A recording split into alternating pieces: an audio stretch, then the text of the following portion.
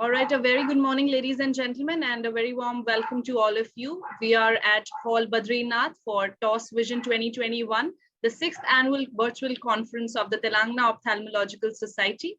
To begin with the next session of the day, I would like to invite our chairpersons for the National Symposium 1. I welcome our chairperson, Dr. Madhu Bhadoria, co-chairperson, Dr. Y.L. Rajshekhar, and our moderator, Dr. Chaitra Jaidev. To continue the session, I would request Dr. Chaitra Jaidev to please take up. Yeah, thank you so much. I must say, very excellently coordinated by your entire team. A pleasure to be a part of TOS, and the program looks amazing. Let's get on with the very, first speaker. Before that, the National Symposium 1, this is at Badrinath Hall, very aptly named. I must apologize that our co-chairperson will not be able to join us today. He has, a commitment he couldn't get out of. So Dr. Madhu and I will be handling the session for now. Our first speaker for the day is Dr. Madhu Bhadoria. She will be speaking on rebuilding an institution, the story of a lost heaven. Over to you, ma'am. Right.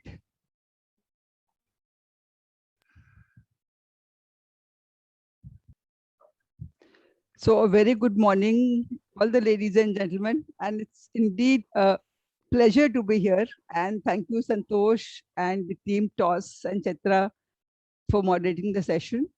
And I'll start with something which was the first structured eye care institution of this country. So once upon a time, there was a heaven of eye care in this country. And the story was written at the same place where the Vedas were written by Ved Vyas. So that is the historical significance. It was written by someone, Dr. M.P. Mehre. You look at the number of medals of all those Padma Bhushan, Vibhushan, Rai Bahadur, B.C. Roy. So you can imagine what he could have done, especially in the country of 1926 onwards, when India was a totally rural country and ruled by Britishers.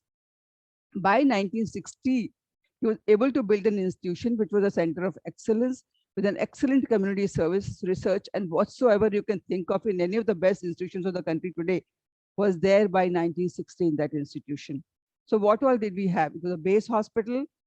There were secondary hospitals, 32. Each one of them had 3 vision centers plus 9 to 10 clinics going on all the time. That time surgery was at the campsite, medical research, medical education, and everything that goes with it. And this is the Buckingham Palace where he was invited. They wanted to see the wonder boy of ophthalmology in the world.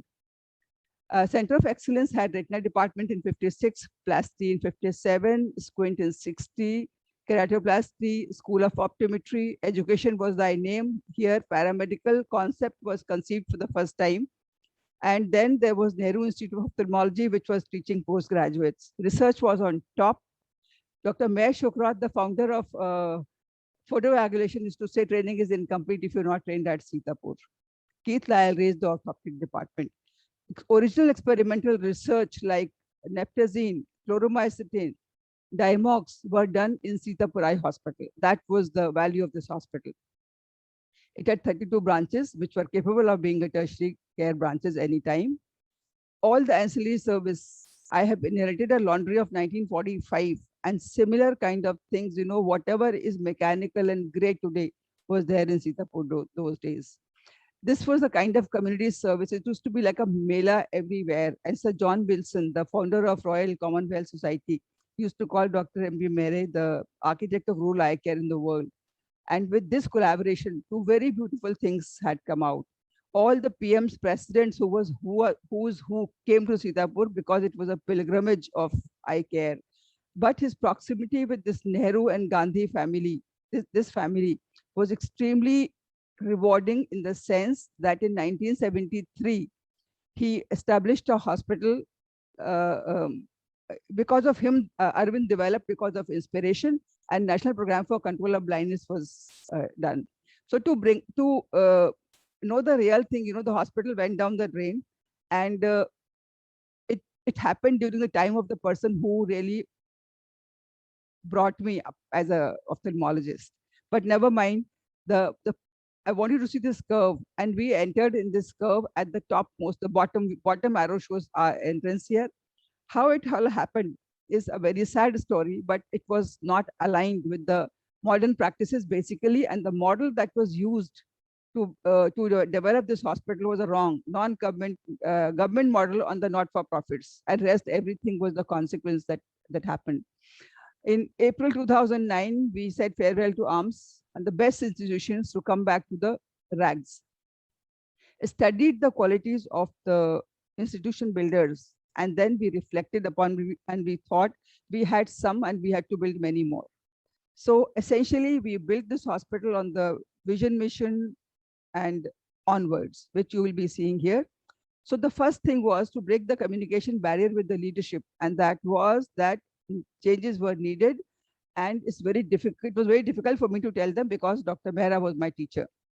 So need for change was perceived, and a flower was there on the cactus, and that was he decided to help, and so did the trust decide to help. I was running from pillar to post for help, and nobody came to except my mentor, Dr. S.S. Badrinath, and in whose name this hall is meant. So I'm really proud to be here, sir. I learned whatever I learned from you, I've tried to practice over here. So vision mission is very clear. We want to eradicate or alleviate blindness with compassion. And mission is what requires to do that.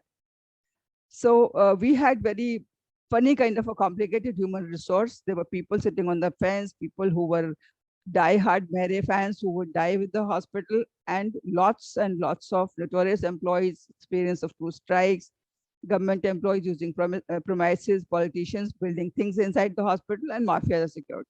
And all this dirty work was done by my dear husband. So when we look at it, actually, we worked hard and brought a new culture, but bringing a new culture is not only difficult to take in hand, but perilous to execute.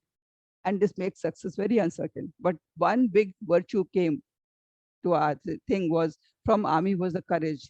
Because without courage, you cannot practice any other virtue. It's easier to bring up children than to do the broken people into line.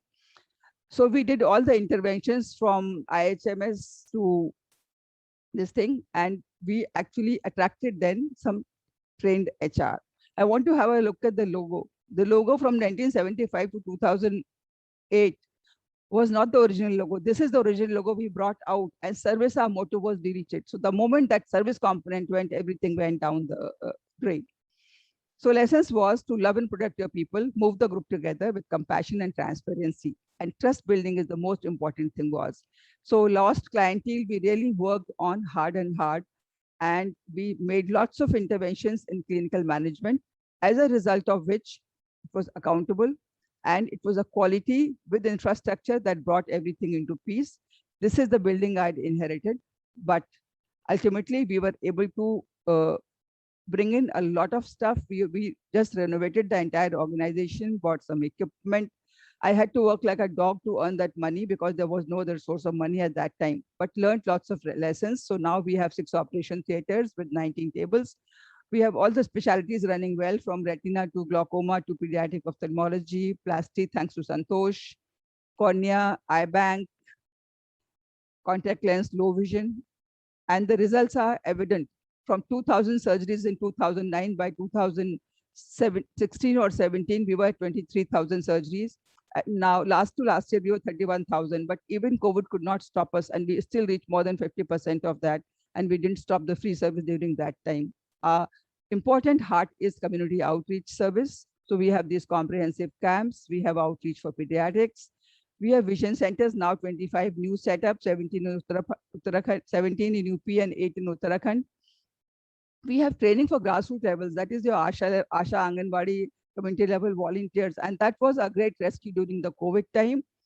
Some measures for the awareness of the people. Then COVID innovations were very important for us. Door-to-door screening, 1 clinical person and an optometrist. And this is what you see. And through this and through mobile vans, we were able to do almost 8,000 patients surgery. We could not do any camp during this time, but this was a great support.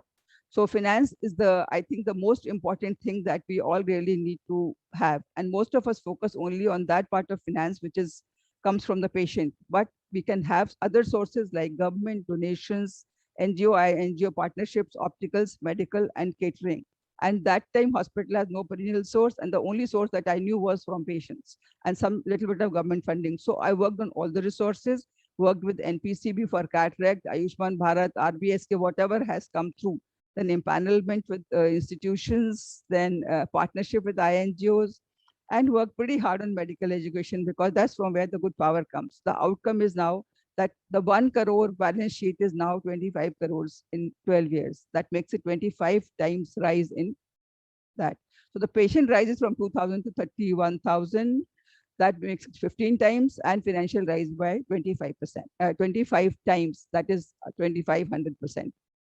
A strategic partner of ours was Arvind. All this time they consulted us, and we have partnerships with Sight Savers, with this thing CBM, and with USAID, Sight Life, and everybody. We have a very good medical education courses. We have now MS 15 seats, diploma in optometry, ophthalmic assistant, and lots of fellowships.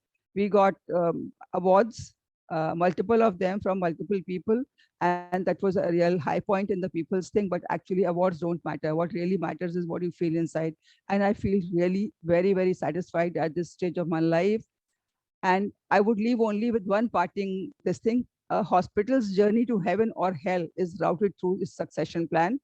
If a succession plan fails, then what happens is what happened to Sitapur. And then, of course, God is kind. He always sends some people, some help, and it works out again. Thank you so much. Thank you, ma'am. That's so inspirational, really. You know, what you've turned it into, and we're constantly learning from you. At least for me, the two major take-home points there were that you are empowering people at grassroots level. I think that's part of your succession plan, so that, you know, whether we are there or not, there's somebody to take it forward. I think that's very, very important. And second, you know, very, very important thing that you spoke about is that you sustained your, activities and your service even through COVID. I think a lot of us would have been a little worried to do that, but I guess you kept it going, and that was itself a great service to the community and to our specialty itself. So I think it reinforces, faith in doctors for the public.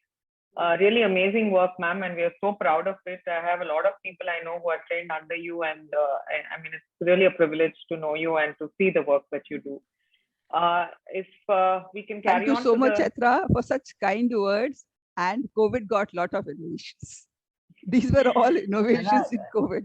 Chitra, can I just say one thing? I've known Dr. Madhu since many, many years.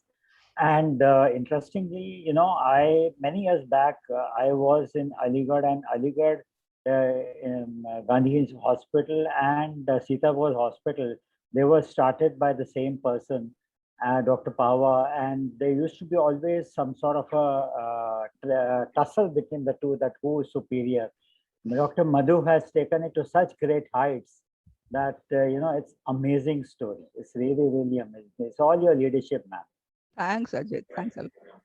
Yes, and madam is also leading the women ophthalmologists. So, we couldn't have a better role model. We can speak about that. So with that, let's go over to the next speaker. Of course, Dr. Vayal Rajshekar would not be able to join us. He had an interesting talk on what I learned in my practice management. And Dr. Namrata will be joining us soon. So our next speaker would be Dr. Vinod Arora. He will be talking to us on the current concepts in collagen cross-linking. Over to you, sir. Okay, thank you. I'm going to speak on a very interesting topic. That's the corneal cross-linking, the current status. Just would like to share my screen.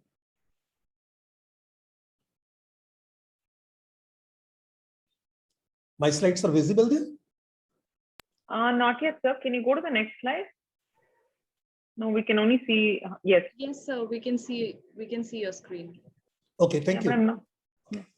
It's clear now. Right. So, as we know, the keratoconus is an asymmetric disease causing thinning and protrusion of the cornea.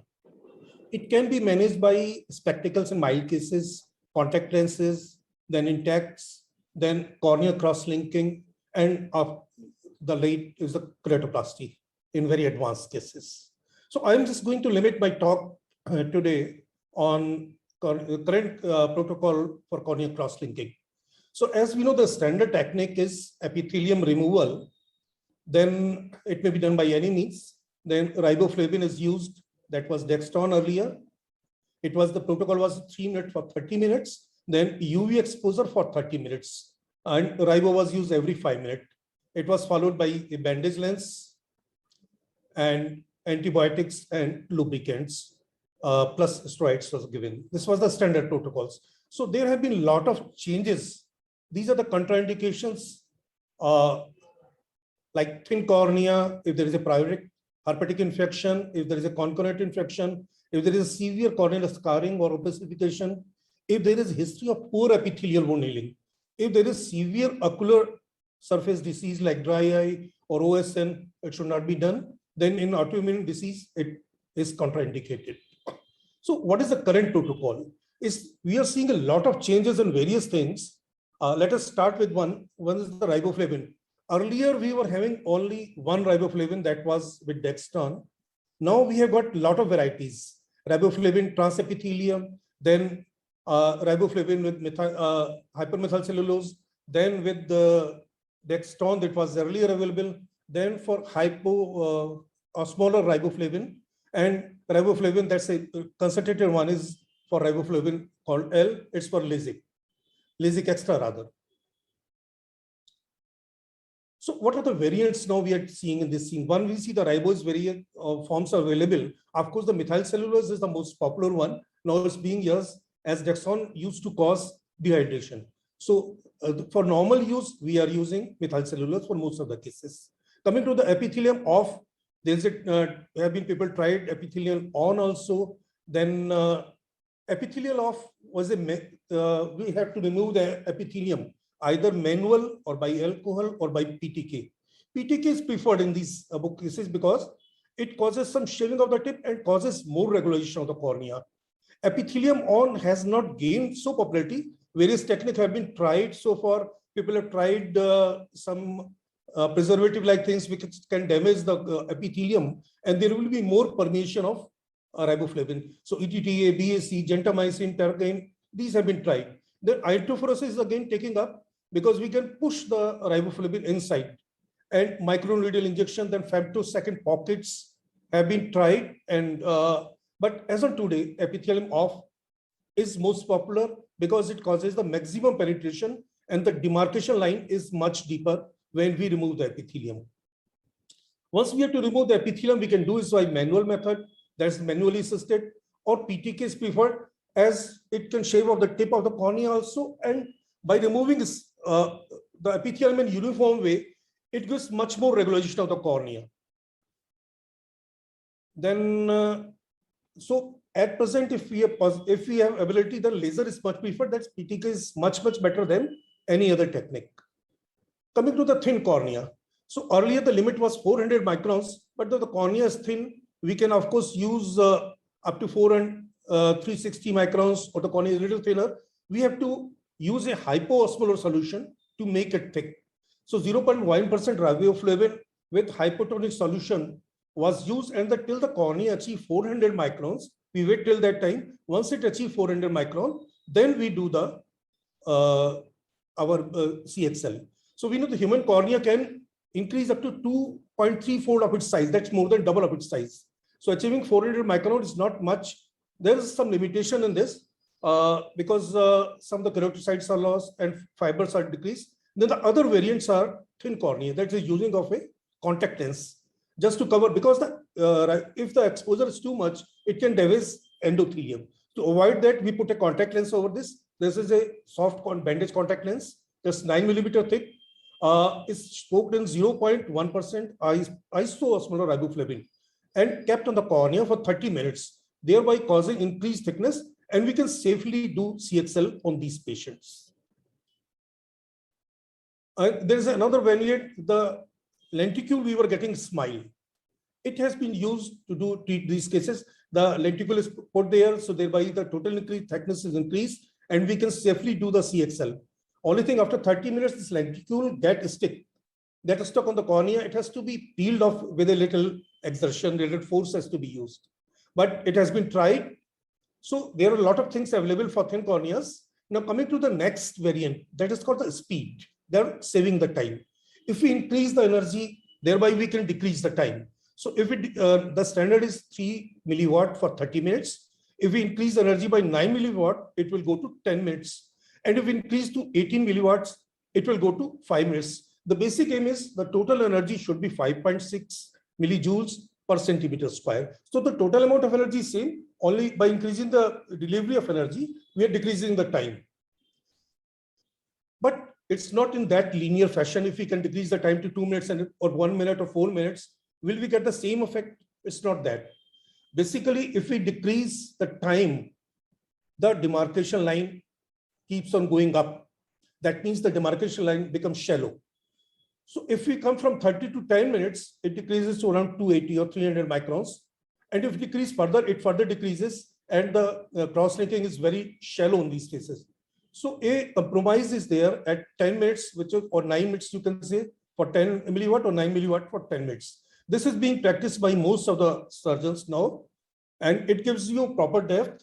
Of course, the time is very short, 1/3 of that exposure time. We know that once the patient is lying there, we remove the epithelium, and is kept. We are putting riboflavin 30 minutes, then we give again exposure of 30 minutes. So lying 1 hour, epithelium removed increases the risk also. It increases the chance of dryness also. And it's quite painful also. So patient may not be very comfortable in these conditions. So choosing an accelerated time is certainly better. And as on today, this is the most popular method we are using presently. 9 milliwatt for 10 milliwatts. On some machine, it's 10 milliwatt for 9 minutes.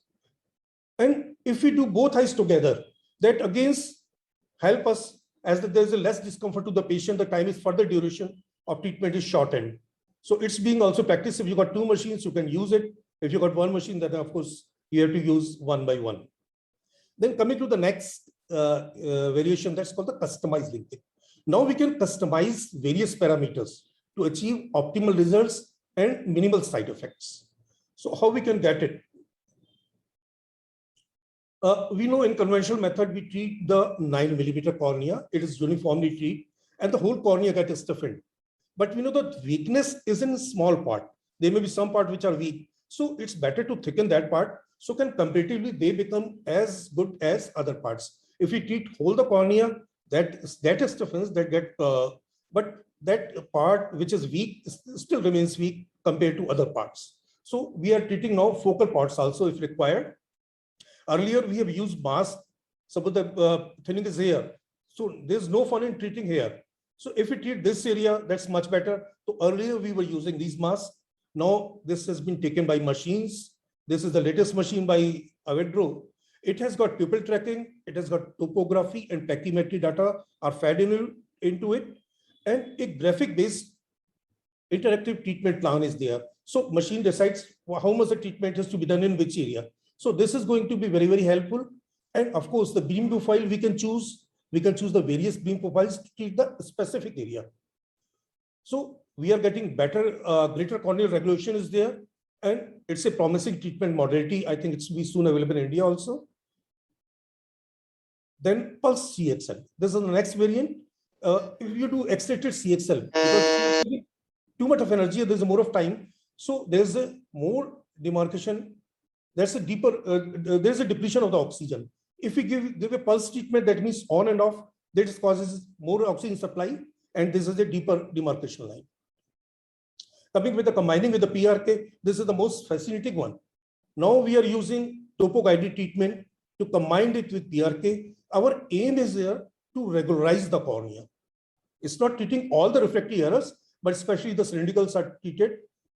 And it's performed followed by mitomycin C application. That's for 20 seconds. And then CXL procedure is done. This is how we go through WaveNet, and all data is transferred to LASIK machine. Then coming to topo-guided ablation. So this topo-guided I was talking, there are some guidelines like that minimum thickness should be 450 microns. We should not ablate more than 50 microns. Minimum residual bed should be 350 microns. That means once you remove epithelium, is my time over? Yes, sir, you can finish it, sir. Time is up, but you can continue. Oh, thank you. So minimum You can thickness should be 350 microns. And since it's causing the stiffening or flattening of the cornea, so we have to reduce the data because CXL itself is causing some correction. And we know the LASIK causes weakness. So thick flap causes more weakening. Once we take thicker flap, now the trend is getting for thinner flap, still we get some biomechanical weakening. So it has been combined in some risk cases, like it's called LASIK extra, it's been combined with PRK called a PRK extra or SMILE extra. So C3R after LASIK vision correction is normalized, can be done, and Dextran-free ribose used in these cases is put for 90 seconds on the bed, then it's thoroughly washed. Even if you're using a SMILE, we have to make a 2mm incision on the opposite side to just clear it off. And which is thoroughly washed with saline, accelerated C3R is done. And of course, it's a low energy, not that. And it's done for 70 seconds and flap is deposited again. We're combining with Intex. We know the Intex alone causes flattening of the cornea, does not address weakened collagen. It's not treating the condition, it's just helping us. If we combine the two modality, then its effect is very additive. And progressive hyperopic shift, there are some reports which helps, and there are some reports that in long term it's not good to help, but people have tried. Sorry to interrupt you, sir. So sorry to interrupt you, sir. Request you to please sum up in next 30 seconds because we are running short of time. Okay, just a few seconds. Sure, C3R for refractive factor have been tried, and the effects are very good. Of course, the titration is still required. I think in the future it may be very good because it's the only procedure which is causing a strengthening of the cornea. Here in PMD, we're just treating the specific area. We are using the mask. One of the machine can treat itself on that particular area. Pseudobullous keratopathy is a palliative treatment. There is an improvement in the condition, but it may not last for a long time, maybe 6 months. The effect goes off. So it's being used as palliative methods. In cognitive melts, it's helped to increase the digestive enzymes. And pediatric keratoconus, there's an unfavorable prognosis, increased need of corneal transplant. And we should not wait for progression. We should do immediately in pregnancy because there is a hormonal changes. So we have to take care in cases there is a progression also. We have to very, very specific. And in the next subsequent child or pregnancy, it may occur again. Then coming to the corneal ulcer, it's a very, very good effect. Now it's being used in very good number of cases. IOP changes when the cornea is stiffened. So we can't get IOP with normal methods. We have to record it first and after also. Scleral cross-linking have been tried in rabbits for axial myopia, shown a good result. Just to summarize, it's not a rigid process and careful evaluation of efficiency of safety of this modality by means of several methods and several studies required. So we got a lot of choice. We are getting very good results. It's still improving. So we can choose whatever we want in the thing. And one thing is to remember that November 10 is the World Keratoconus Day. So this is the day we can spread more of the awareness. Thank you very much. Thank you. Thank you, sir. I think that was an extensive, insight into cross-linking, all the latest innovations that are there. We know that there is a lot happening in the field. If there are no comments or questions from the panel, ma'am, would you like to ask or add on something? Ma'am, you're muted, ma'am. My time was 12 minutes. He's covered actually very nicely. So I think with the time also being over, I think we should go over. Okay. Ma'am, with your permission, can I go next? Dr. Namrata is yet to join. Sure. Yeah. Please go ahead.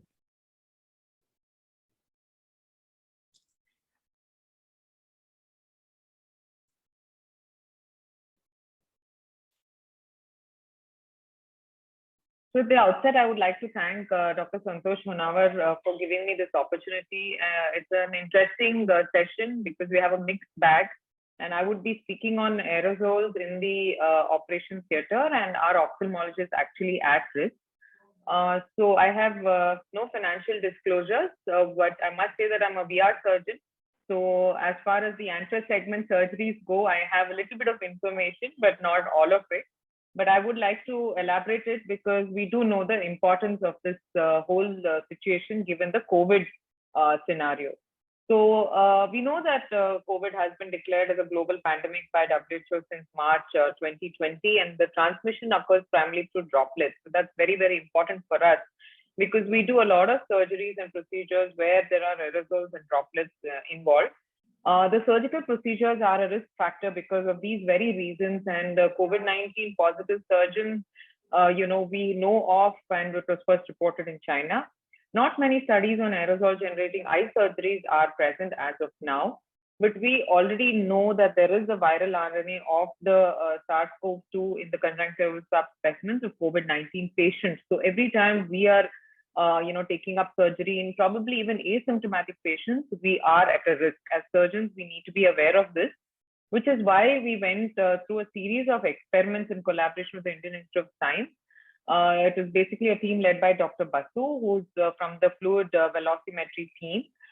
We used something called a shadowgraphy and also high speed ultra resolution cameras to capture frames at 5,000 to 20,000 per second, and this was allowed us to detect the smallest of aerosols.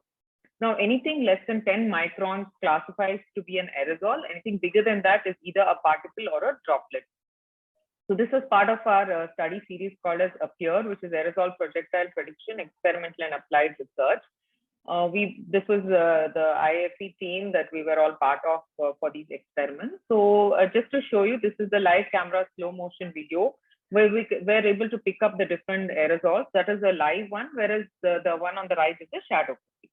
Now, coming on to the different branches, looking at ophthalmic plastic surgery, this is we used the food grade chicken for these experiments. These were the instrumentation. The one on top is the camera and the one below is the light source. So basically, we use a 24 gauge cannula to simulate the canaliculus and the tubing so that we can see whether during syringing we can see any aerosol formation. We did not see any. But during cauterization, we did see a plume when we cauterized. But when we used a suction device kept in the vicinity of the surgical field, as you can see in the image A, there is a plume there, or you can see the fumes. Whereas in image B, you can see it missing because we're using a suction device. This was as far as the micro drilling, where we used particle monitoring technology to see where these particles are going. You can see above the glove there are multiple spots. So those are all the different particles that came out of drilling. This we published in IGO recently, and the recommendation and findings are that electrosurgical devices did generate surgical smoke in both cutting and coagulation modes.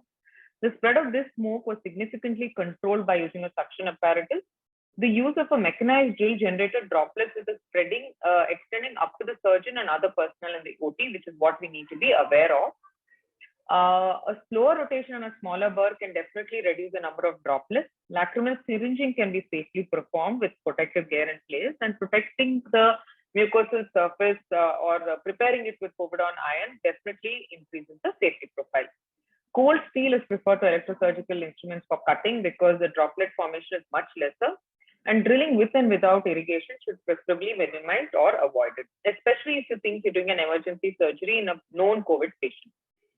Going on to refractive surgery, we wanted to look at the aerosols that were generated when using a microkeratome. So this was the setup that we used. Initially what we did was we actually stained it using regular ink, and we used shadowgraphy and splatter to see how much we can image these aerosols. As you can see here, there was spread up to 11 to 10 inches on either side. You can also see the ink smeared gloves here. So we thought, let's look at it when we use a Hansatomb, what happens. Definitely the aerosol spread was much lesser. It was just about 3 inches on either side. This again, we published in JCRS. And what we found is that as a microtome oscillated during the flap cut, large droplets measuring greater than 90 microns were created, which could travel up to 1.8 meters. But they were so large that they settled down before any aerosols were formed. Therefore, the risk in transmission is pretty less. Adequate precautions should be taken during the flap cut using a microkeratome. So preparation with betadine solution, appropriate draping, avoiding cooling of the fluid, which itself is a major advantage if you keep drying the surface regularly. A betadine filled pre-filled pouch is also helpful, and change gloves after operating each time mandatorily. Going on to phacoemulsification, this was the setup that we used. We did two different, where we created an artificial anterior chamber in one module, and in the other one, we used enucleated goat eyes. So this is again how we looked at shadowgraphy in real time. So this is a video which will show us the experiment.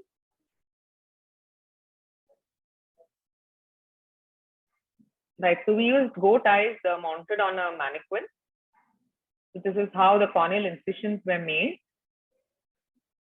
We used different types of incision sizes and sleeve size ranging from 2.2 to 3.2. This is the live slow motion video and the shadowgraphy. There was no aerosol generation when we used a 2.2 sleeve and incision. But when we used a larger incision and a smaller sleeve, we did see slow leak at the main wound, as you can see in this image. This was the artificial anterior chamber that we created. And there was no aerolization when the phaco was done within the anterior chamber. But when we withdrew the probe and did it at the corneal lip, we did see a lot of aerosol formation. So that's an important point, that we need to consider. So this is again published in JCRS in September last. We did not see any significant aerosol generation in either of our models. This was true for coaxial microincision cataract surgery and the standard phaco as well. Aerosols were basically generated from BSS because, as we know, as soon as the aqueous humor is washed off with an entry and injecting viscoelastic, we don't see natural ocular fluids much. And frequent emulsification can therefore be considered as a safe surgery with minimal or no risk of aerosols. So virus can be present on the ocular surface, as studies have shown us. It is a threat. So topical povidone iodine is definitely helpful prior to surgery. Use a similar size tip, sleeve, and incision. And ultrasound usage should typically be done only inside the anterior chamber. Now, air puff tonometry we routinely performed in all our OPDs. So this was the setup that we used for the experiment. As you can see here, there is no aerosol generation under normal circumstances for an NPG. But when there was a pool of tear film there, you could see aerosol generation. So this again, we managed to recommend that no droplet generation during NCT when we do it under natural setting, which means for routine practice. However, when there is high tear volume, whether it is natural or artificial, when we put a topical just before the procedure, there was droplet spread and tactile contamination. Hence, we need to take care of that. Going on to the final segment, which is vitreoretinal surgery. I will again play the video here. So this was the team with which we did the experiment.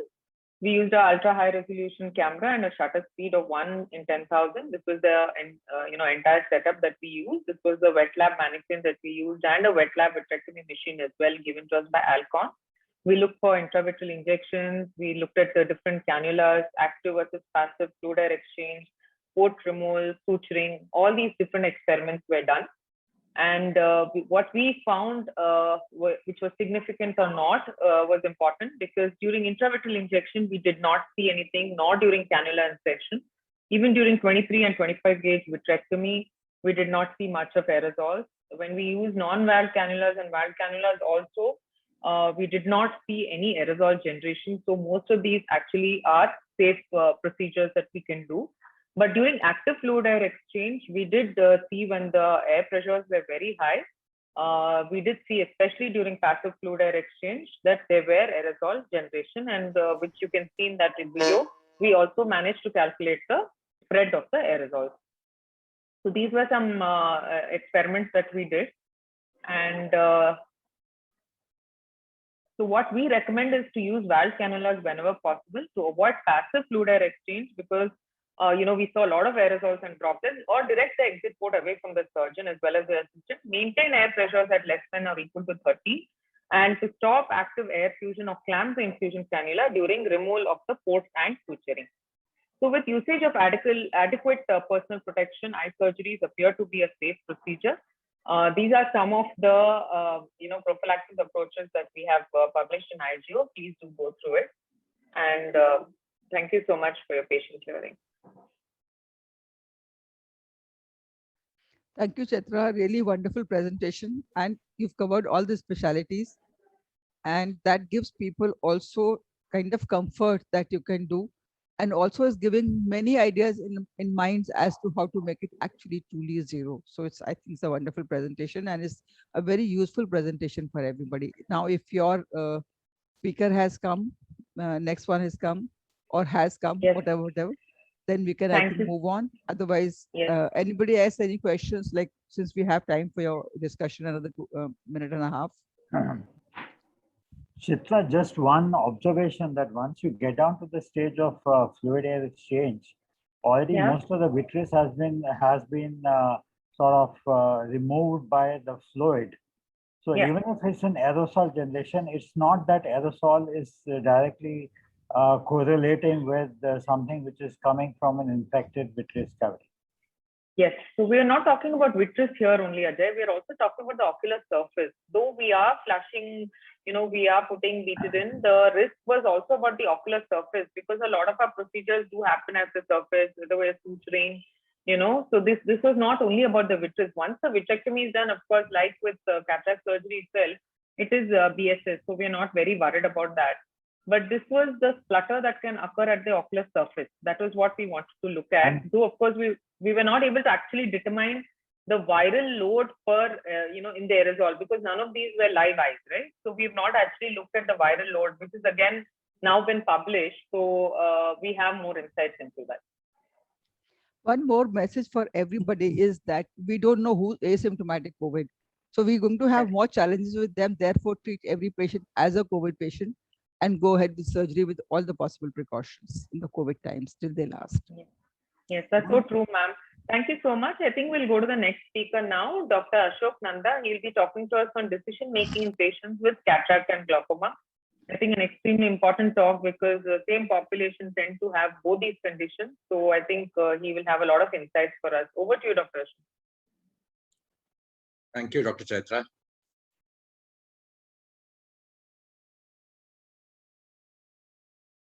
I think my slides are visible now. Yes, yes. First, I thank the TOS for having given me this opportunity. Well, nowadays we have, we have a lot of patients because of the increased life expectancy that we come across who have combined cataract and glaucoma. Considering a lot of studies which have projected that the incidence of cataract and glaucoma are rising, which is also evident from previous publications, where in US 50% increase in cataracts have been quoted in a study in 2004, and also increase in glaucoma. So considering these two being the two most important cause of visual impairment, I'm sure we will have patients of glaucoma with cataract coming to us, and we would be in a dilemma to decide on what to do. Well, for that, we have to consider the stage of the cataract, type of glaucoma, stage of glaucoma, IOP, and medications being used. We might have a scenario where glaucoma is associated with cataract without visual impairment, IOP controlled, or IOP not controlled, or we can have a patient with glaucoma with cataract which is significant with IOP controlled or IOP not controlled. So based on this, we have to decide whether the person would need a trabeculectomy or only a phacoemulsification or a combined surgery. So our goals would be to improve visual acuity, to maintain the target IOP, to decrease, if possible, the medications and preserve visual functions. So the options can be, as I said, glaucoma surgery only, cataract surgery only, combined and cataract first or first. So let's discuss this complex situation. We have a lot of variables to consider. The first is severity of glaucoma, the control of glaucoma, the type of glaucoma, severity of cataract, age of the patient, health of the patient, patient's preferences, financial situations, and the surgeon's time and expertise. If we do cataract surgery first and then do glaucoma surgery, we know that we are compromising the IOP, and there could be a post-operative IOP spike which might be harmful to the patient. Similarly, if you do a glaucoma surgery alone, that means we are trying to induce cataractogenesis, which the patient might not like in a short span of time. In a combined surgeries, we know that there are complications which are more, like anterior chamber shallowing, conjunctival wound leaks, and choroidal detachment. And of course, there is a lower success rate. So out of the glaucoma surgery, we have a lot of various options, which we have to again decide depending on the situation, what is most appropriate in a particular case. So let's discuss about what are the indications for a glaucoma surgery standalone, as a standalone surgery. So this is indicated in patients who have poor IOP control with maximum medical therapy or maximum tolerability, and the cataract is not significant. It is also advised in complicated cataract and uveitis where you do not want to do a combined procedure. The advantage of a standalone surgery is that it reduces IOP better than phaco or a combined procedure, whereas the drawback is that it has more complication and it induces cataract formation. So if we are doing a trabeculectomy alone, we must be prepared for a subsequent cataract surgery and explain the patient accordingly. And following trabeculectomy, when you do a surgery, we must avoid injury to the bleb by doing a clear corneal phacoemulsification or a temporal SICS. And the risk of bleb failure is more if you are dealing with a younger patient or preoperative high IOP case. We have to minimize inflammation and reduce fibrosis of the bleb by increasing steroids and minimizing tissue handling. Standalone cataract surgeries are indicated in glaucoma, angle closure glaucoma, in cataracts which are associated with moderate or mild glaucomas, and it is well controlled with medication. So the advantage of standalone cataract surgery is that it is obviously a simpler procedure with also associated decrease in IOP. There are studies which have shown that the IOP is reduced in a pre-cataract condition where the IOP is more than 21. Whereas the difficulty is that post-operatively, the IOP spike might be there, and in about 2 years of time, the IOP might go above the pre-operative levels by 30%. So there are also more complicated in cases of pseudoexfoliation, pigment dispersion, and uveitis. Lens extraction has been indicated in angle closure glaucomas where the decrease in IOP has been evident, and in that the decrease can be varying between 2 to 6 millimeters, and this decrease can be there perceived up to about 2 years post surgery. Even after post acute congestive glaucoma, the extraction of lens gives a better quality of vision. When you talk about the comparison of phaco versus combined procedure, this study in 2009 said that post phacoemulsification alone, only 3% of patients in a controlled primary angle closure glaucoma versus 15% in an uncontrolled glaucoma needed a second surgery. So this is how the angles open only by cataract extraction, and the angle closure can become an open angle. Eagle study, we all know, has studied on angle comparing laser keratectomy with lens extraction, and it was found that these patients after lens extraction had better vision and better quality of life.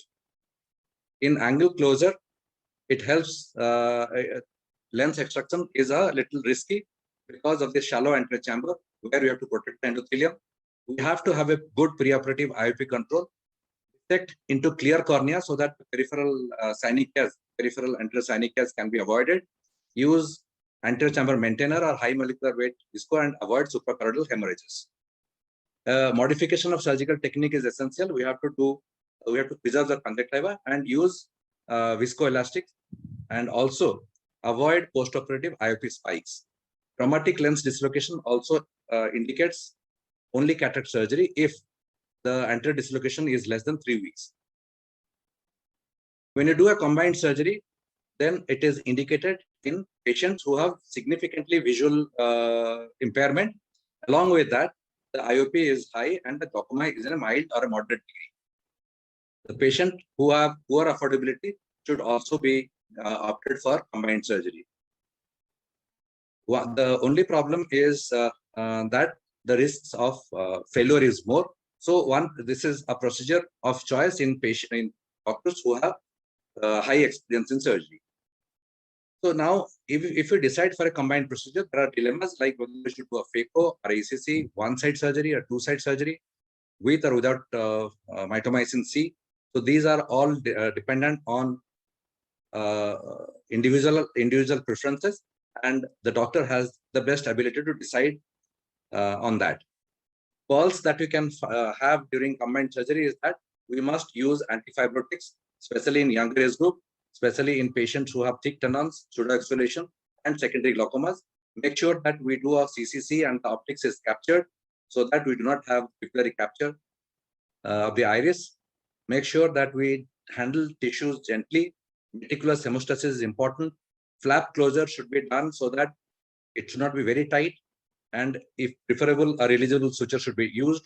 There should be there should be minimum SC shallowing during surgery. So the dangers, as we know, that there are increased chances of complications which you have to handle. So to summarize, my approach for a patient of glaucoma with mild hypertension or ocular hypertension or mild glaucoma is to do only cataract surgery if the glaucoma is under control. Whereas if the glaucoma is not controlled, then it should be a one-side surgery. In moderate glaucomas, again, I prefer a combined surgery. Whether the glaucoma is controlled or not controlled, it is a combined surgery. And also in advanced glaucoma, if it is controlled, it is a one-side surgery. If it is uncontrolled, I prefer a two-side combined surgery. To summarize, glaucoma patients present special challenges in cataract surgery, and we have to avoid bleb failure, suprachoroidal hemorrhages, endophthalmitis. Special situations are there. We have to deal with pseudoexfoliation, poor pupillary dilatation, shallow anterior chamber, capsule tear is more likely. Weak zonules are also likely to be encountered, and all the steps to prevent complications should be made ready. We must try to reduce post-operative inflammation and IOP elevation, and the decision should be individualized. Surgeons' comfort level determines what type of technique he is going to follow. Long-term goal is to maintain visual function, both to give good vision and also prevent the increase. If we do a combined surgery, we have to minimize post-operative inflammation. Thank you. Thank you, sir. I think that was again a good overview because we need to take a lot of decisions when patients are planning surgery. Dr. Madhu, are you there? Unmute yourself. Yeah, ma'am. Would you like to ask some questions, ma'am? No, he's covered extremely well as far as the guidelines were concerned. And the rest of the questions come only from the people who face challenges. So the real thing is that it's not really all that scary as it is. But my take would be that if the glaucoma is very advanced, in that case, it's always to go with the trabeculectomy first, unless and until it's angle closure. Because in angle closure glaucoma, even trabeculectomy is a challenge. Then if anybody is planning early surgery or planning clear lens, Eagle study is reasonably misleading. If you're having a vault, you do an ASOCT and look at the lens vault.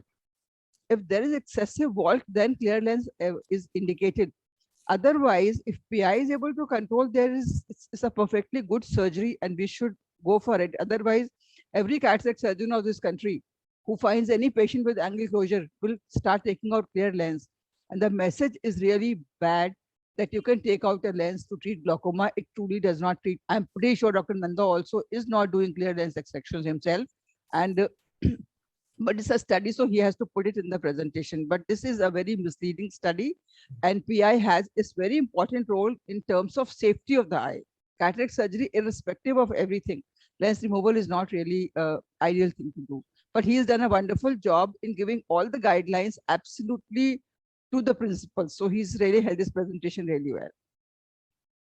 Thank you, ma'am, for summarizing it so well. And I think those are important take-home points from this talk and madam's conclusions as well on that. Next, we'll have Ajay. He'll be talking to us on the suprachoroidal space, a new playground to manage posterior segment disorders. I think a lot of us have still yet to explore the suprachoroidal space, and Ajay will tell us how to do that. Over to you, Ajay. Yeah, can I just share my...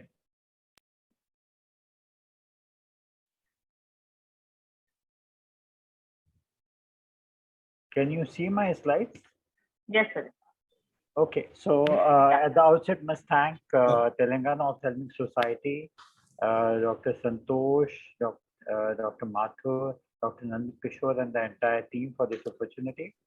So we know that these are the various routes of drug administration. I'm not going to details. And at this point of time, the best practical route available is the intravitreal injections.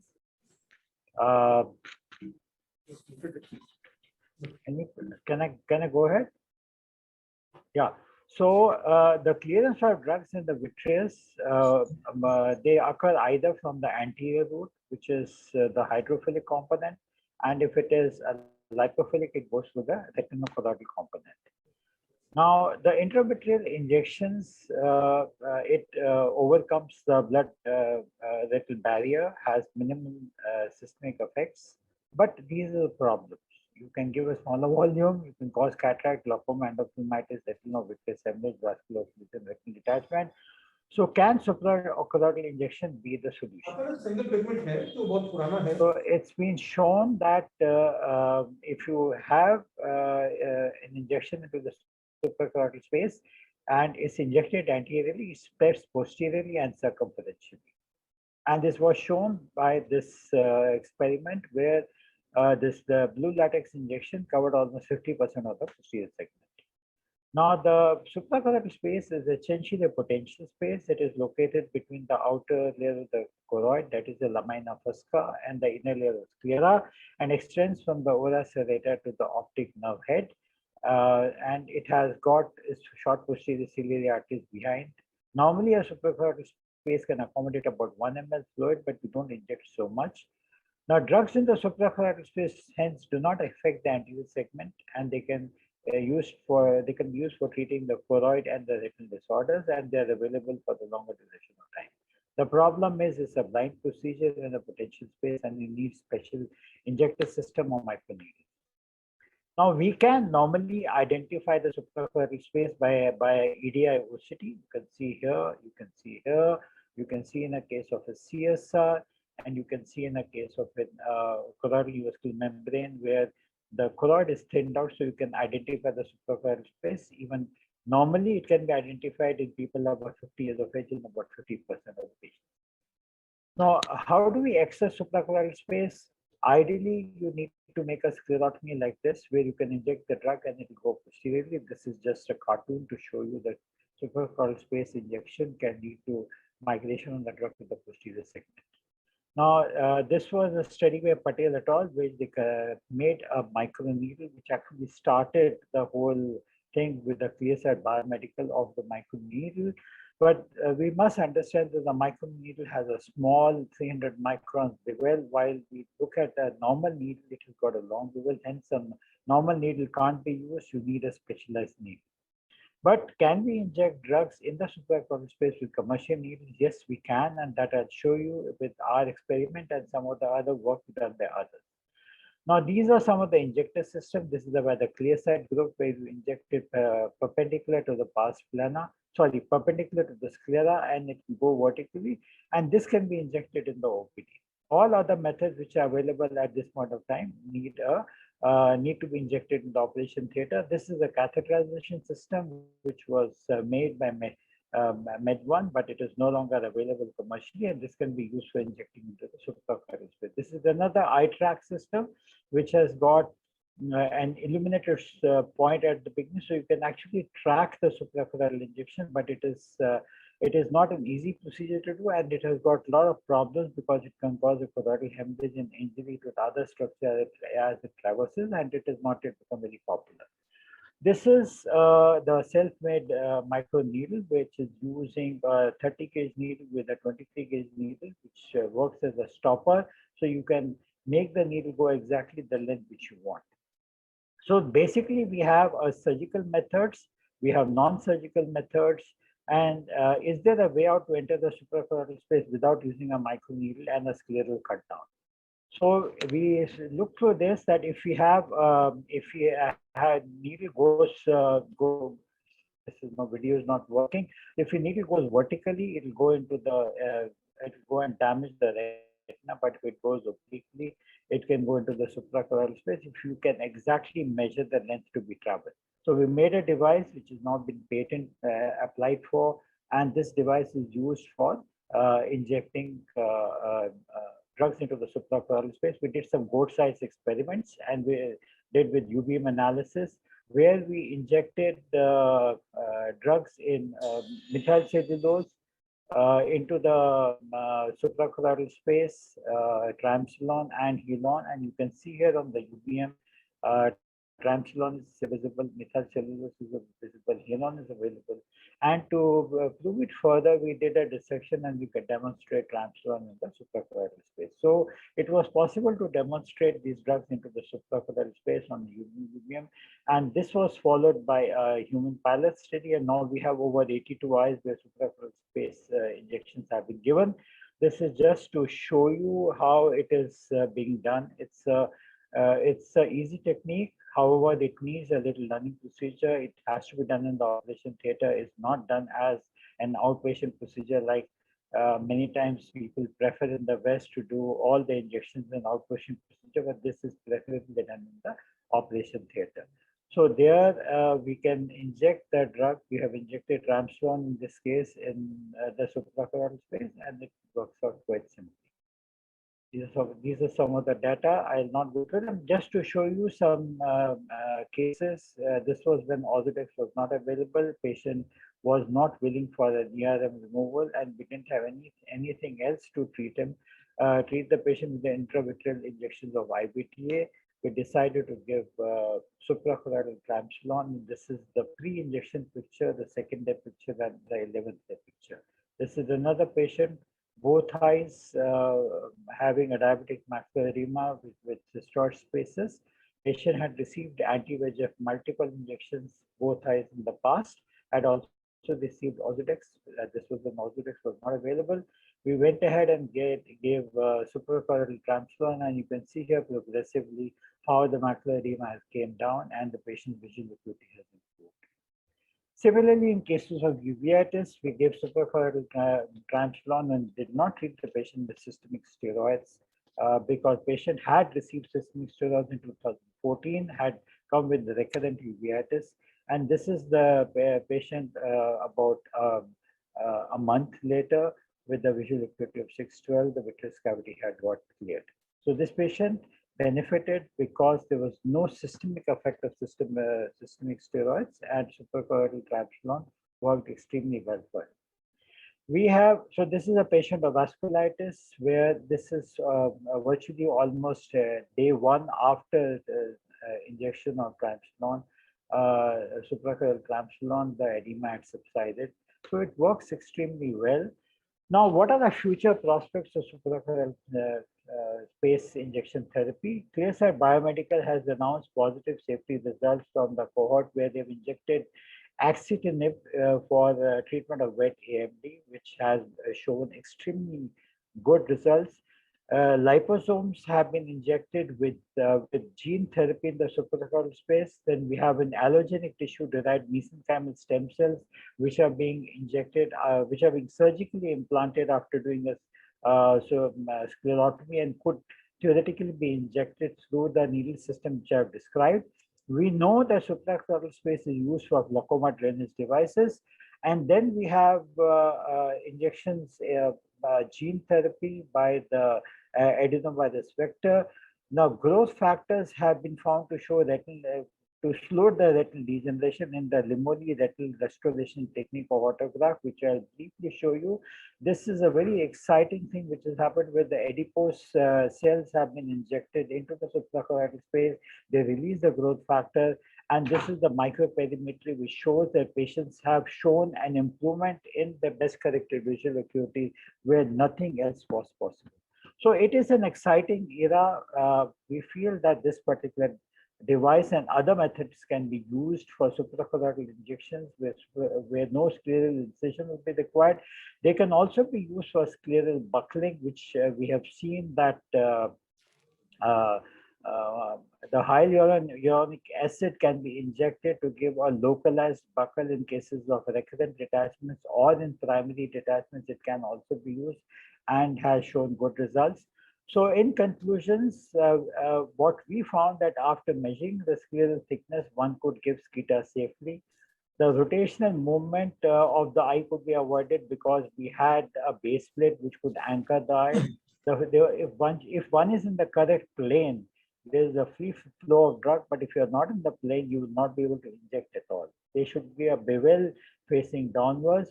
Do an indirect after the injection to check the IOP. A regular follow-up is required in these patients. SCITA using suprachoroidal injection with the device which are showing has shown promising results at this point of time in our patients of diabetic retinopathy and non-infectious uveitis.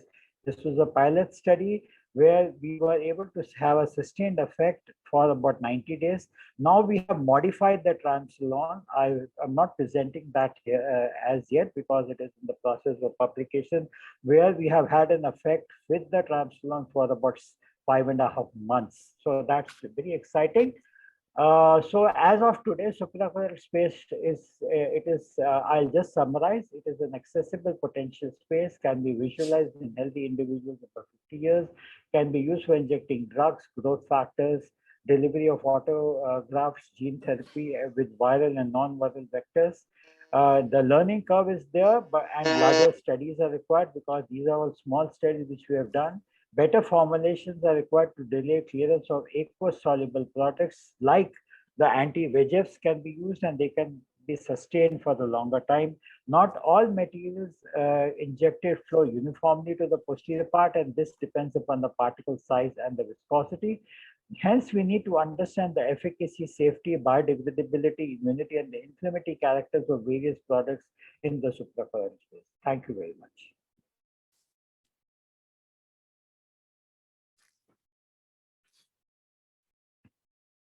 I hope I was in time. Yeah. Yes, Ajay, you were on time. So we have, I think, two more speakers left. One is Dr. Subhash. I just spoke with him. He will take about 10 minutes to join. And Dr. Namrata. Ma'am, I think will be joining soon. So in the meanwhile, we can have a little bit of discussion. Just one comment. Yes. You're talking of the droplets. In excimer laser or LASIK surgery, we got a plume also. In the earlier model, we could feel the like hair burning is there. So excimer laser used to caught ablation. That was sort of smell was there. Now they've got put a plume evacuator there in the machine itself. So the newer machines, we don't feel anything. But earlier there was plume, which was little allergic to so many doctors also. With the advanced techniques now, we don't have this problem at present. But in the earlier models, beside SBK, we have one more problem that was there. Correct. So that's even now with we saw the plumes actually when we were using the cautery. So the similar plume that you show to speak about, we could see it when we were using both monopolar and bipolar cautery. Yes, so the minute we did some about 15 mm of XC suction or gentle suction, the plumes were absorbed. So the thing is, we are not very sure whether the plume actually carries the virus particles or not. So we were not able to determine that. The whole idea of the experiments were not actually to see how much of virus particles are there, because we didn't expect it. These were all enucleated eyes and model eyes. So, we didn't see that, but definitely the plume was mitigated when we used the suction. One small thing which I wish to comment here, Chaitra and Dr. Vinod, is that we all talk of suction. Do we try to understand what happens once we suck, where all those things go away? Yeah. That goes into our, wherever the cavity is, no? No, where is that cavity? But that's an enclosed cavity, whether it's in the machine or... No. That's what I'm saying. The machine, see, that may be with excimer. So whenever you're doing any other, you're doing a cautery, you're having any other particles which are coming up, say in cataract surgery or in retina surgery. You may be sucking them, but they don't disappear somewhere. You have to have a system which is, for the bigger hospitals, called as a scavenging system. So we only bother about sucking, but what happens to the suction? Ajay, all the suction, these are micro suctions, and all the suction material is a biomedical waste. And it's got its own method of disposal as per the biomedical ethics. So therefore, I don't think we really need to worry about that. The whatever is inside is microwaved, and there's certain things about it. Regarding your talk, I really wanted to ask you what happened to intraocular pressure. So the intraocular pressure, ma'am, whenever so I showed in one of my slides, 2 injections went intravitreal. And whenever a triamcinolone goes intravitreal, which is not a suprachoroidal injection, the intraocular pressure will rise. If it is in the suprachoroidal space, it does not rise. It does not rise. So this is No. one additional advantage of the Yes, suprachoroidal space correct, drainage. correct, Second thing, tell me, there's a potential space, right? right. And scleral thickness in everybody is not same. Suppose the patient is a myope, is a very thin sclera. Correct. Then it will go So what we intravitreal. have found, So- ma'am, so what we found, we measured the scleral thickness in various quadrants, and we found that it should be ideally giving in the infratemporal or infranasal quadrant. Okay. And we found that once you give it in the infratemporal, infranasal quadrant, and we have now multiple injection devices, we have zeroed onto one particular injection device, and with that particular device, 99% patients they do not have an intravitreal entry. Second, I was just thinking, like in epidural is given in epidural space. They have a balloon attached behind which collapses, which is a short test. Could it be possible in this also, since it is a potential space? In your thing, could you have something that will, the moment you reach there, it lets you know that, look, I'm in. So for that, ma'am, the thing is, this is a space which is only 100 microns. It's just a thought. Yes, Yeah. that's what I'm saying. So the moment, now that I have injected in so many patients, the moment I enter, I know that I'm in. It's just a feel. That's what I'm saying. It's a learning experience. I know that I'm inside the suprachoroidal space, which I did not know. When I started injecting it. But another thing which I found, which I made it. So there is Shalini from Shroff Hospital who was involved in my study. She did the UBM analysis, and I made her inject also simultaneously. She had initial difficulty, but then she got over it. So what we found was that moment you are in the suprachoroidal space, you inject just a teeny bit, and if it flows freely, you are either intravitreal or suprachoroidal, right? So we know from our experience that we're not intravitreal, so it can't be in any other space other than suprachoroidal. But I take your suggestion. Maybe I will have to think about it and find a way out if I can do it. Yeah. Yeah, because your hands are trained hand, good hands, but every hand is not. And when we think for market, we look that an average person will be able to do it. Average, I don't mean the non-retinal surgeon, but an average retinal surgeon should be able to do it because the field is not reproducible at all. Right. So that is the place probably we have some sort of this thing. And did it ever move forward or caused any kind of hypotony? Because we have a problem that with all these MIG devices, which are through the suprachoroid, major for hypotony and fibrosis. So they didn't work truly. None of the suprachoroidal devices worked. So in your case, do you think anything came forward or anything went like otherwise? No, so because of the oblique entry, ma'am, hypotony is never the issue. It's not a perpendicular entry. So because the perpendicular entry causes problem, oblique entry is like a valve mechanism. It will not cause hypotony. The only thing I had in two patients, now we have over four eyes out of 82 where we had in intravitreal injections. One of them actually the triamcinolone migrated into the anterior chamber. So I had to give a wash on the table, and that patient is doing well. She was a patient of uveitis, and she is doing very well. But yes, that happened because the triamcinolone did come into the anterior chamber. Thank you, Ajay. Very nice, really. It's another possibility. Thank you. So I just spoke with Dr. Namrata. I think she has some issues joining Zoom. So she's actually trying to reinstall it and join in. And Dr. Dade is just out of his OR as well. So I think we can keep the discussion going because we still have time for the session and we had one talk less. So if there are any other insights, anything else, anybody else would like to add or comment? So I want to continue.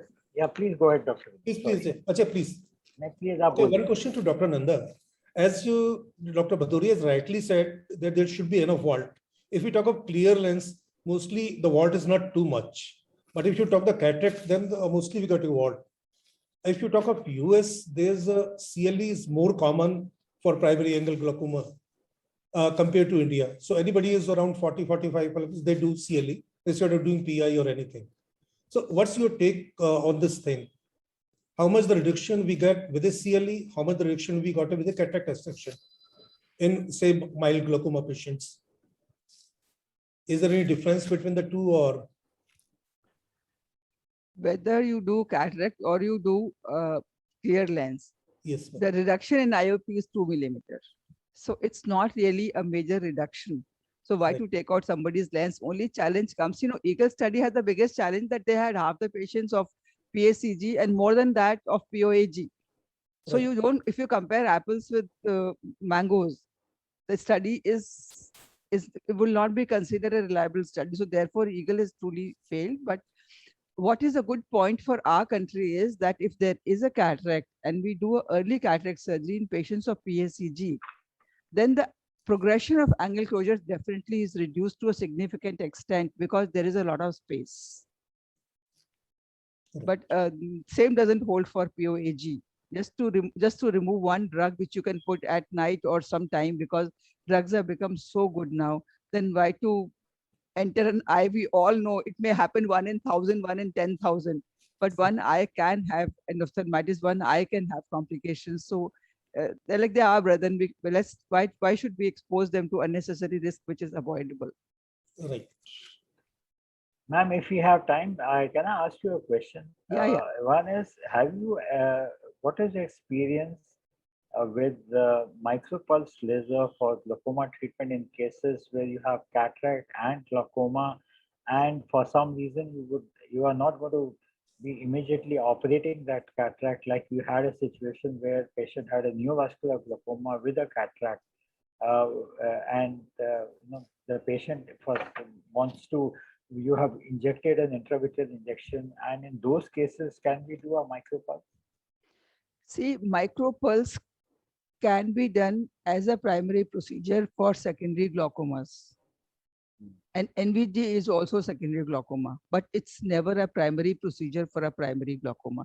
If there is NVG, you've tried your thing. If the media is clear, then we make you people work, whether you do a full thorough PRP and injections. If the NVI is reduced or NVAs are reduced and we are able to manage by drugs alone, then we do not really like going into any kind of a surgical procedure. But if your pressure is not controlled and angle is really zipped up, in that case, micropulse laser can definitely be entertained as a primary procedure. There is nothing really wrong in it, because if you look at it the other way, that is the valve or a trabeculectomy. A trabeculectomy will leave a bleb.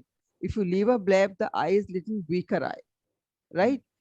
Under any circumstances. And valves I've seen, I'm doing for last 20 years now, almost 16 years. And ultimately all the valves, either they fail or they have to be removed for some of the other complications. So valve is really not a great option. So in that area, micropulse laser is a really good option. But yes, we got to be really sort of justified. It is not that we haven't done the full VR thing, that we haven't done a complete laser, we haven't used anti-VEGFs, we haven't used our drugs and exhausted them, and we are going for surgery. So it's not that. Lots of people are jumping into this, that, even before a PRP is done, they just jump and they reduce the intraocular pressure. The moment you give Avastin, we all know it, the pressure drops like a rock for reasons best known. After 48 hours, pressure is really down like a rock. So if the pressure is down, we can do a good laser. The first thing is to do a good PRP, 3,000 to 4,000 shots, and just burn it off nice and proper. So we had this patient who had cataract, who had a neovascular glaucoma. We couldn't see anything behind. He had come from outside. It was a one-eyed patient. Now his pressure was high. The pressure won't come down with mannitol. We gave the anti-VEGF, and the pressure did come down within 2-3 days. But then what to do? So we said, okay, let's do a micropulse in such a situation. The micropulse did work. Pressure came down. Patient with the Avastin, the neovascularization subsided. Patient, we had a cataract surgery done, and then we went ahead and did a PRP. Fine, that is good. But if there is a media opacity, then in a single eye, I would still prefer a reversible procedure, and that is the valve first. Right. Because whatever you say, a permanent procedure is a permanent procedure, irrespective of whatsoever it may be. So in that case, when I have a total cataract with NVIs which are there, in that case, I don't use this as a first option if a patient is single-eyed. I had a similar patient like what you're saying. did a valve.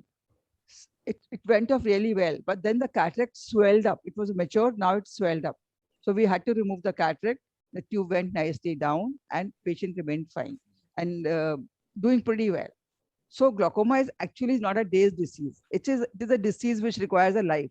So as and when the valve gives way, you can do this laser, or else when the laser gives way, this also gives way. Micropulse doesn't last for very long. Yeah, it doesn't last. So it also has life, because all the ciliary epithelial cells, they regenerate.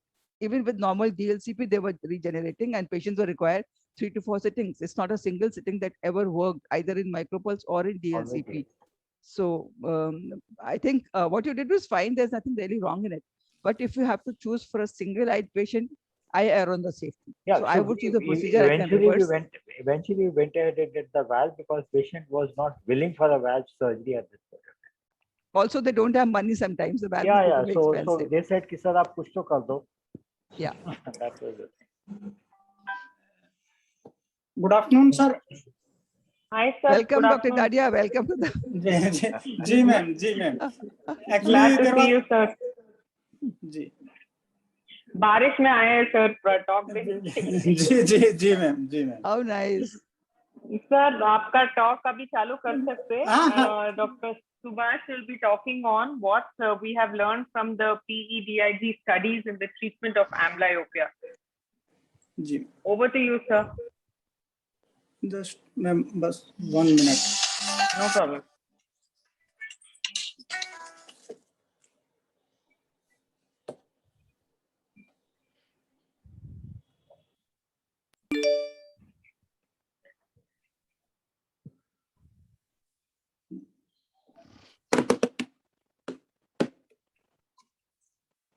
So very good afternoon to one and all, and I'm sorry for starting the late. So we will be speaking regarding this what we have learned from PEDIC studies in Indian context. So basically, this pediatric eye disease investigator group is a clinical network of pediatric optometrists and ophthalmologists, which was formed by National Eye Institute to conduct clinical research studies related to pediatric eye conditions. And thus far, majority of the pediatric studies, they have focused on evaluating the comparative effectiveness of different amblyopia treatment regimens for the children and adolescents. And these studies, they are known as amblyopia treatment studies. And their result have dramatically changed amblyopia clinical practice pattern for many eye care providers. So I will be discussing some of the relevant studies. ATS-5 was related to refractive correction, and aim of this ATS-5 was to evaluate effectiveness of refractive correction in moderate amblyopia, and they concluded amblyopia resolved in 27% of the patients, and improvement of more than 2 lines was seen in 77% of the patients with refractive correction only within 15 weeks of wearing of glasses. So proper cycloplegic refraction is must in each and every case of amblyopia. So what is the clinical implication of this study? So as per recommendations of these studies, the first line of therapy in amblyopia treatment is refractive correction alone for young children, and optical treatment effect should be evaluated at a follow-up of interval of 6 to 8 weeks until there is improvement in the amblyopia eye visual acuity or it stabilizes.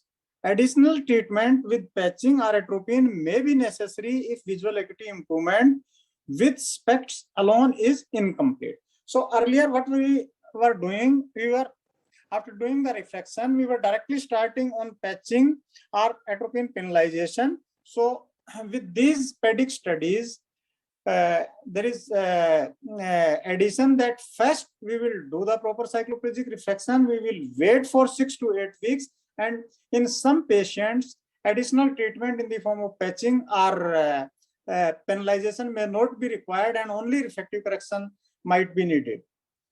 Okay.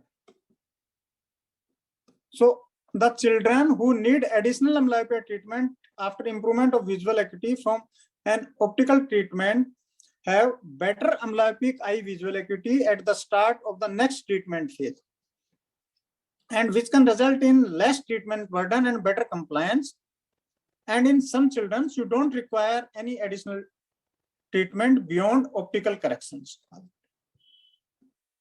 So we have also done a thesis at our center, and with refractive correction, improvement of more than 2 lines was seen only in about 16.67% of the patients, and maybe in our setting, most of the patients, they come, they are from very poor background, and they even might not afford these specs. So cost of specs was one of the drawback for this low results. And then uncooperative attitude of the children, late reporting in our setting, and stigma of wearing specs might be possible reasons for this. So then ATS-1 was conducted with the aim whether you should go for penalization or occlusion, and aim was to compare patching versus atropine penalization for treatment of moderate amblyopia in children of 3 to 7 years of age. And they concluded both are appropriate modality for initial treatment of moderate amblyopia. And improvement was initially faster in patching group, but at 6 months, the difference in visual acuity was insignificant. And both treatments were well tolerated, though atropine had more tolerability and patching works faster than atropine. So basically, at the initial setting, we were focusing only on occlusion. So with these PEDIC studies, atropine penalization is an effective alternate therapy in treatment of amblyopia. That was the another conclusion. Then there were another study which compared daily atropine versus weekend atropine in treatment of moderate amblyopia, and they concluded weekend atropine produces an improvement in visual acuity which is similar to daily atropine. So you might not require daily atropine in treatment of the amblyopia for those patients in which you are planning atropine penalization. Then another study was done to compare weekend atropine, which is augmented by plano lens, with weekend atropine alone for moderate amblyopia. And they concluded augmentation of weekend atropine with plano lens does not substantially improve visual acuity in amblyopic eye.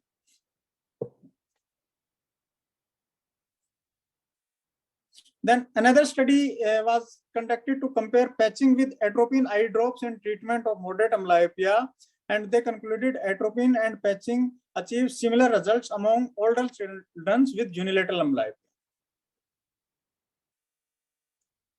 So what is the clinical implication of these studies in which atropine has been used?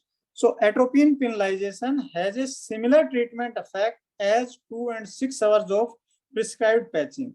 Thus, it can be considered as a first-line amblyopia treatment, or in cases of children in which there is failure of the patching.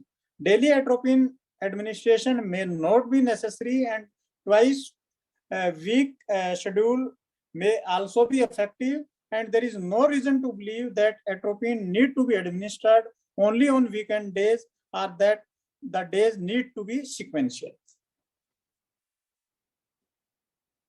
And weekend atropine penalization has shown to be effective in treating both moderate and severe amblyopia, and reduced atropine administration frequency will likely lead to improved compliance and parental satisfaction and treatment.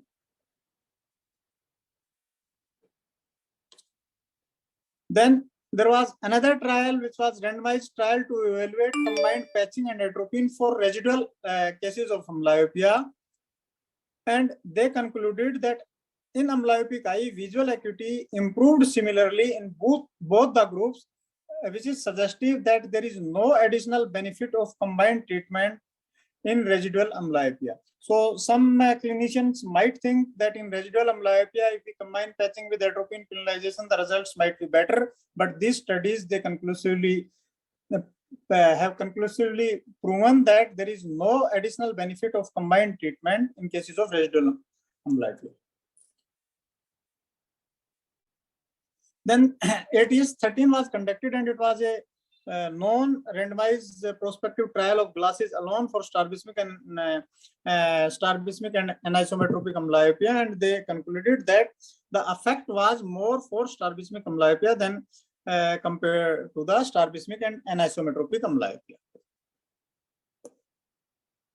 Then, augmenting the atropine treatment for amblyopia, the effectiveness of adding a plano lens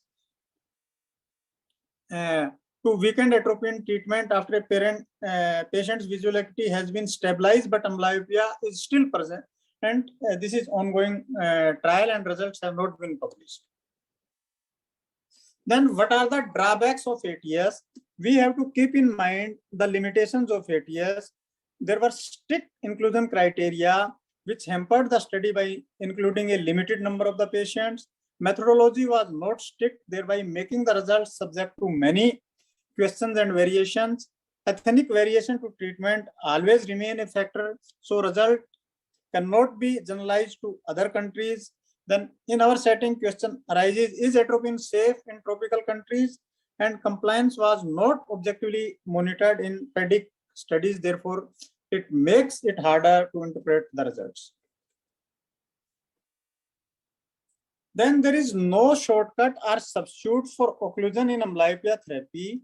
However, variability exists in number of hours prescribed to treat amblyopic patients.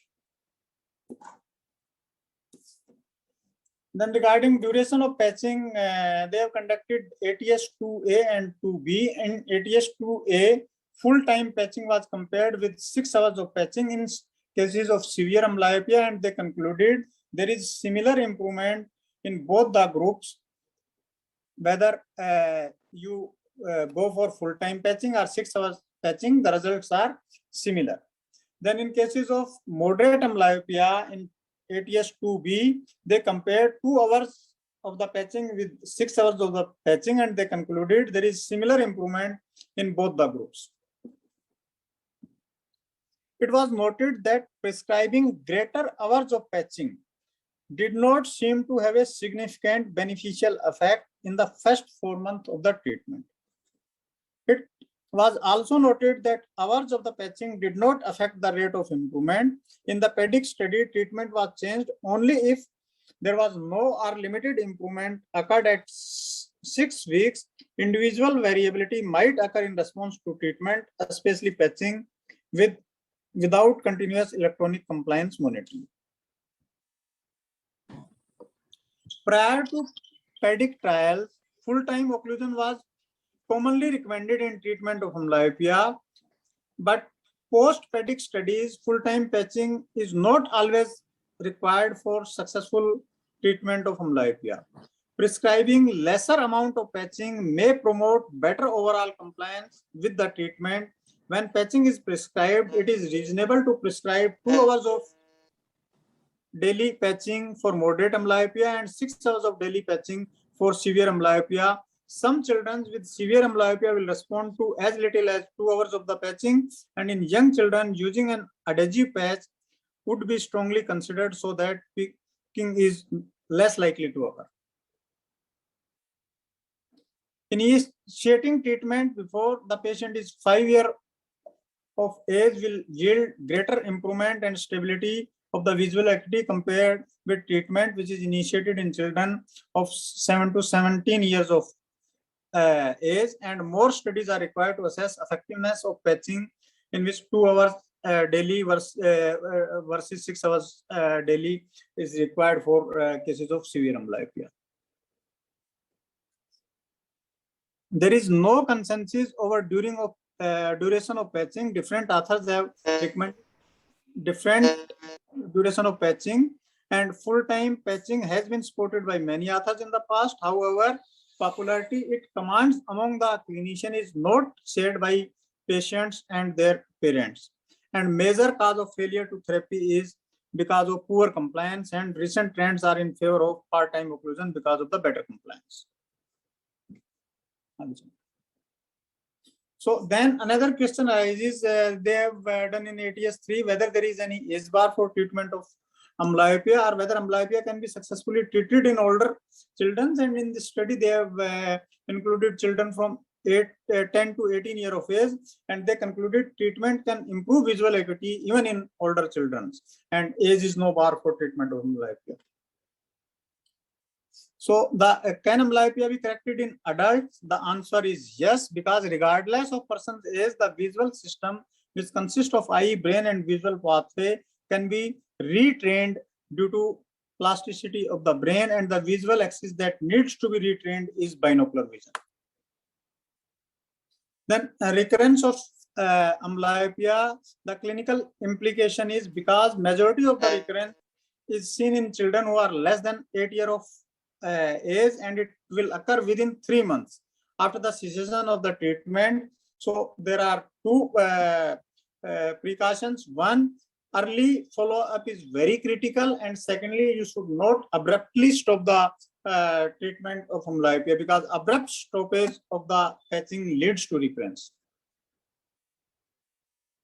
Then near visual activities, they were covered in ATS-6, and they were this ATS-6 was aimed to determine whether performing near activities while patching for amblyopia enhances improvement in visual acuity, and they concluded performing common near activities does not improve visual outcome in treatment of amblyopia. However, there are a lot of other studies which are contrary to recommendation of ATS-6, and it has been found that performing common near activities is useful in treatment of amblyopia.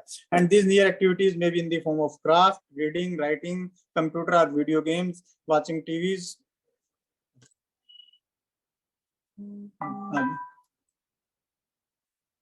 Then another study was regarding the use of levodopa, carbidopa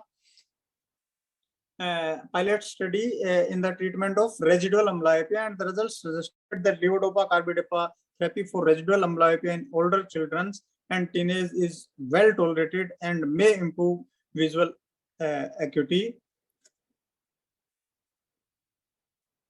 Then another trial was randomized trial for increasing patching of amblyopia, and they concluded there is more improvement in visual acuity after 10 weeks compared with continuing 2 hours daily patching. Then another study was compare the efficacy and safety of oral levodopa and patching versus oral placebo and patching at 18 weeks after 16 weeks of treatment, followed by 2 weeks taper of oral medications. And in this, they concluded it does not produces a clinically or statistically significant improvement in treatment of amblyopia. And these predict studies, they have shown that certain treatment modalities, they don't work, and levodopa has been used for resistant amblyopia for years. However, most recent studies found no improvement of amblyopia with the use of levodopa. And Dr. Hoyt and all they have stated in reference to levodopa as an adjunct therapy for treatment of amblyopia, it should persuade us that it is time to move on. 25 years of study have not produced a convincing data to justify its clinical use. Dr. Dadia, will you please sum up your much above your time? I think okay, ma'am. So basically, I am coming to the last slide, ma'am. And basically, prior to these PEDIC studies, the mainstay of treatment of amblyopia was patching. But now the concept is optimal refractive correction is the initial line of treatment. Then timing of refractive correction and occlusion, patching and atropine. Previously, it was simultaneous. Now it is occlusion is prescribed subsequent to gain from optical treatment effect. Then patching doses for moderate amblyopia, patching doses for severe amblyopia. Generally, initially we were using full-time patching, and now it is you start with 2 hours and can increase the doses if needed. And in severe amblyopia, you start with 6 hours, and in some cases even 2 hours is also effective. Then earlier this atropine penalization was used only in patching failure cases. now it is first line treatment alternative to the patching, or it can also be used for patching failure cases. Then atropine penalization guidelines only for moderate amblyopia, both for this now it can be used for both moderate and severe amblyopia. And this levodopa, carbidopa, after that pedic studies have no role. And these video games, they have been found to, video games and mobile games, they have found to be partially useful in treatment of amblyopia. Thank you, ma'am. Thank you so much, sir. And thanks for joining despite having just finished your OR and it's being difficult to get back on time. We'll go over to the next talk and then have discussion in the end, time permitting. We have next Dr. Namrata Sharma. She'll be talking to us on microbial keratitis, beating the bug. Over to you, ma'am. Great pleasure to introduce you. She's the General Secretary of AIOS. I think I can share my slides. Yes, ma'am. Yes, please. Go ahead. No, they'll have to otherwise do it. Shashadri, Yes. somebody is there. Yes. Am I sharing? No, we are sharing Hallmark screen. So if Hallmark can. No, corneal infection. Correct, ma'am. The slide was fine. No, actually, there was a problem with the Zoom, so I emailed to them. But now my Zoom is working, so I just thought that. Share your own slides. They're visible on Yeah, here. they are visible, and It's visible, ma'am. Yeah. I'll be faster with them, rather than having to tell them next. So I would be talking to you about corneal infections, and that is about beating the bugs. There are no financial interests or disclosures to make. And there are various types of keratitis that we know of, but I would be discussing to you about the two most common ones, and that is bacterial and fungal keratitis, given the time constraints. So I think this is known to everybody. The symptoms are redness, sensitivity to light, which is increased, visual acuity, which is decreased, pain, discharge, and associated conjunctivitis. I think this is very important, because if there's associated conjunctivitis, then it could be only 3 organisms, and that is GPH, gonococci, pneumococci, or Haemophilus. Risk factors can be ocular, such as corneal abrasion, eyelid disease, contact lens use, previous ocular surgery, ocular surface disease, compromised corneas, and injudicious use of topical antibiotics, steroids, and traditional eye medicine. They could be systemic, like rheumatoid arthritis as seen here, or extremes, or even diabetes mellitus, immunosuppressive agents, burns, chronic alcoholism, and extremes of age, infancy or old age. For this, I just want to show you examples. A case of corneal ulcer treated by honey. Notice that it's become severe. A post-LASIK keratitis with a flap and a buttonhole here. And then these two cases where injudicious use of topical steroids has been advocated. So notice the thinning and the perforation.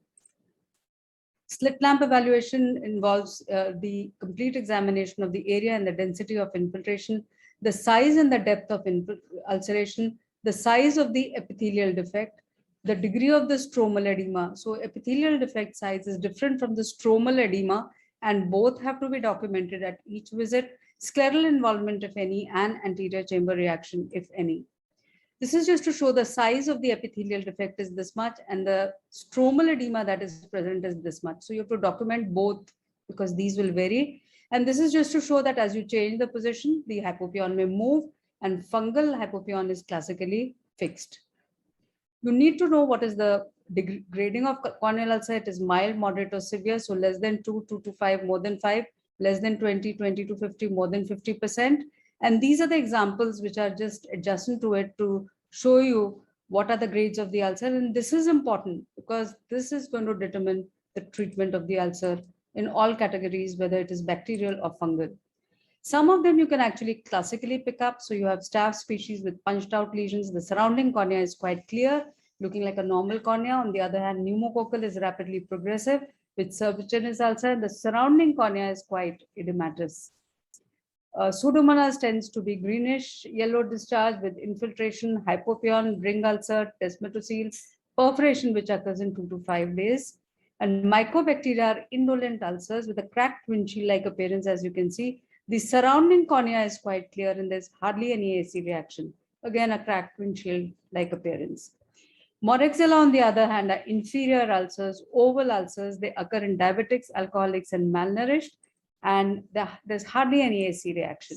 Nocardia has a flower-like appearance, like a wreath pattern appearance, as can be seen here, cracked windshield appearance, and satellite lesions with indolent and elevated hypate edges. So there was this study which looked at these scrapes in the clinical examination, and in almost 75% of the times when you just look at them clinically, you can make out what they are. But having said this, it is important to do microbiology in almost all of the cases, especially if they are moderate to severe. So you do it with the help of the 15-degree blade from the leading edge of the ulcer in the center. People even use modified Kimura spatula. The most important stain for a case of microbial keratitis is KOH, because that is going to show you the fungal hyphae and you would know whether to start your antifungals or not. Apart from this, you have to do gram stain, and in recalcitrant organisms, you may have to do acid fast. Acid fast is for MAM. MAM means Mycobacteria, Actinomyces, and Nocardia, and GIMSA is for cellular response for research purposes. The culture media has to be sent to blood agar, chocolate agar, and saprotes dextrose agar, and even LJ media if it is recalcitrant for Mycobacteria, and non-nutrient agar with E. coli for Acanthamoeba if you're suspecting it. Anything that is related to the corneal ulcer, whether it's a suture, contact lens solution, or contact lens case, goes for culture sensitivity. Biopsy is done in cases which are twice negative, smear and culture with no clinical improvement, partial thickness trephonation can be done. Now, treatment strategies are important and size is important. So if you have an ulcer which is KOH negative on your slide, mild ulcer less than 3 millimeters in size, not involving the visual axis, you can just do monotherapy with Oflox, Ciproflox, Getiflox, or Moxiflox. But if it is a moderate ulcer which involves the visual axis, you have to use a combination therapy, cefazolin 5% with cephalosporin, or cefazolin 5% with tobramycin, so that it covers for both the gram-positive and the gram-negative ulcers. Important thing is loading dose, so round the clock for initial 48 hours, even during the nighttime, and then you assess the clinical response. Now, I've put these slides here so that you know how to prepare cefazolin and tobramycin, this is the method to prepare it. And vancomycin, when you need it, this is the method to prepare it, along with amikacin and trimethoprim. These are the two randomized control studies which we did at our center, each with the 200 and plus patients, to see whether fluoroquinolones are useful for as monotherapy or not. And we found that they were useful only in mild to moderate ulcers and not in severe ulcers. Of course, adjunctive therapy continues, which is cycloplegics, anti-glaucoma medications, and topical steroids, and systemic antibiotics for perforations, post-perforations, scleral involvement, and organisms which are Neisseria and Haemophilus. The SCUT trial did tell us one thing, and that is that topical steroids can be started provided you've given loading dose of antibiotics for at least 48 hours and culture sensitivity report is in hand, and never start steroids for nocardia, atypical mycobacteria, and for fungal keratitis. The favorable signs are that there would be decrease in the infiltration area, density, epithelial healing, and decreased AC reaction. And if it doesn't respond, you have to look for other organisms like fungus, protozoa, herpes, atypical bacteria, and other factors like dry eye, vitamin A deficiency, and exposure. So specific antibiotics for specific organisms, so vancomycin for MRSA, ceftazidime for Pseudomonas keratitis, amikacin for mycobacteria, and for mycobacteria and for nocardia.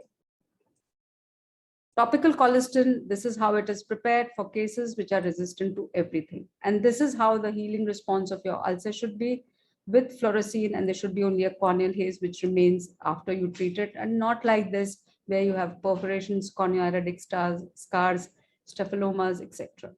I come to fungal keratitis, which is the most common form of keratitis, responsible for half of our cases. And it is important to know where you are geographically sitting. So you are in Northwest India, Aspergillus is commonest. If you're in Southeast India, Fusarium is commonest. And these are the features: dry, thick, raised texture with feathery margins, satellite lesions, and endothelial plaques, and a fixed hypopyon, which I talked about later. Sometimes you can have a brownish pigmentation like this, and this is because of Demodexious keratitis. And Fusarium tends to have a severe cause with deep extension and even perforation. So 10% KOH will be done, and cultures would be sent on Sabrot's dextrose agar. if clinically it appears to be fungal and cultures and scrapes say otherwise, you can even do a PCR and prove that it is fungal hyphae, and you can even do a Confus scan and prove that it is due to fungus. Now, these are just to show how these organisms will look on microbiology. The yeast colonies are whitish in color, the Aspergillus colonies are black in color. And you can also do anterior segment OCT, especially if these are posterior lesions. This is the mainstay for fungal keratitis. 5% netamycin has to be started in all cases and taper at 4 to 7 day intervals. And these are some of the cases from there. Fusarium keratitis heals on topical netamycin. And the MUD trial did show us that voriconazole should not be used as a monotherapy, but it can be combined. Systemic antifungals are indicated for large ulcers, severe deep keratitis, scleritis, post-PK fungal keratitis, and endophthalmitis. And you give invariably ketoconazole or voriconazole 200 milligram BD. And of course, you have to do liver function test for 2 weeks. And this is just to show a case of topical netamycin with systemic ketoconazole, which healed on therapy. Now, the MUD2 trial did tell us that Fusarium keratitis may benefit with oral voriconazole, and we did do a study to see that oral voriconazole and ketoconazole, they both heal similarly, but the tear film serum concentrations are higher with voriconazole as compared to ketoconazole. Now, there is a role of intracameral antifungal agents, especially if there is a large hypopion which is not responsive, and you can give either amphotericin B or voriconazole, 5 to 7.5 microgram per 0.1 ml or 50 to 100 microgram per 0.1 ml respectively. This is a case to show the response of intracameral amphotericin B, and this is how you prepare it. Intrastromal agents, on the other hand, if they are non-perforated ulcers which are not responding to 4 weeks of therapy, deep mycotic keratitis can be given. And this is our very first case on intrastromal voriconazole which resolved, and these are subsequent 3 cases. We've done a randomized control trial, and we've shown that intrastromal voriconazole does work, and this is a video of the same. So you would do a AC parasynthesis, wash away all the exudates mechanically, and after washing these exudates, inject intracameral voriconazole here, and then give intrastromal injections from 5 to 6 hemimeridians all around this lesion in an area which is relatively clear, in an area which is not thinned out, to form a barrage around this lesion. Now, this is our TST protocol, or the topical systemic targeted therapy for fungal keratitis, and this is what we propose. So if there's a case of fungal keratitis, less than 5 millimeters, less than 50% topical netamycin. If there is no response, add voriconazole. If it is more than 5 millimeters, more than 50% topical netamycin, and if there is no response for 2 weeks, add topical voriconazole. If no response for 4 weeks, give intracameral, intrastromal, or both, depending upon where the lesion is. So this is based on our study of almost, again, 200 plus patients. The treatment, the success rate with the TST protocol is almost 80%. And this is just to show that collagen cross-linking doesn't work in cases of mycotic keratitis. Now, this is something that we've worked at, and that has made netamycin soluble, and we call it Netasol, the levels of which are higher than netamycin, which is available commercially. And this is our cases. These are just our cases to show how even intrastromal Netasol works because it is soluble. And this was a study which is very recently published on injections of amphotericin B, netamycin, Netasol, and voriconazole.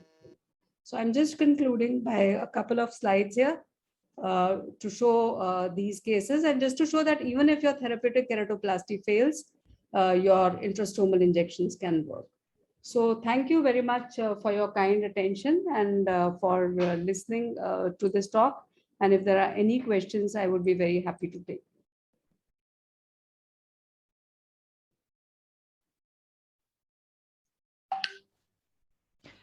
Namrata, what are you using for? talk. Sorry, one question for this thing. Yes. What are you using for acanthamoeba keratitis? What drugs are available in your formulary? There are many drugs. What drugs are commercially available? Because we do have a challenge with acanthamoeba keratitis here. So for acanthamoeba keratitis, there's not too much of things which are available commercially. You have PHMB, 0.02%, which can be used. And again, we tend to use a combination therapy.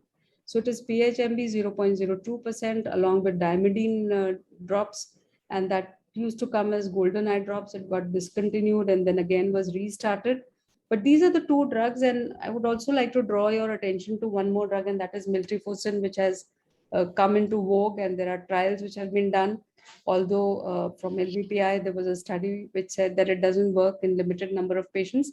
But this is a new drug which is being tried, and systemic miltriphosin is available, and that can be constituted as drops. So there is an option available, because earlier we used to get Broline, but Broline is not available. Somehow it's not there now in the market. PHMB, if anybody wants from RP Center, if there is a request, we are sending it from our ocular pharmacy department. Because right. So that we can explore. Thank you so much, Namita. Thanks a lot. Thank you, ma'am. Any other questions? We will be winding up in a couple of minutes. Any questions to Dr. Subhash? Any comments? Because we didn't really have any discussion. Ma'am, anything you'd like to add? Madhu, ma'am. We had discussion in between when the presenters were not there. So actually in the end discussion is not there, but I think everybody has done a really great job. Some people, they drop out, is just too bad, can't help it, must be some vagaries of weather. But thank you very much. All of you took out your time and made very, very nice presentations and gave a lot of very good messages. So with that, Chitra, I think we should call it a day because the next team is waiting.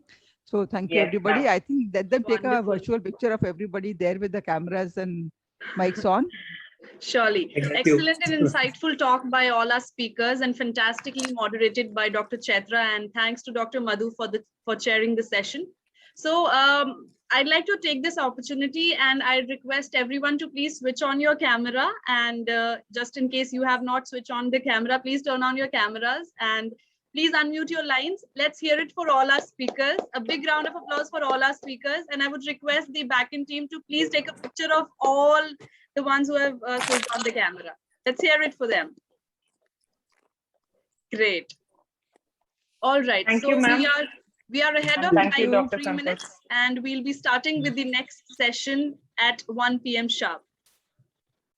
Thank you so much. Thanks a lot. Thank you, everyone. Thank you. Bye-bye.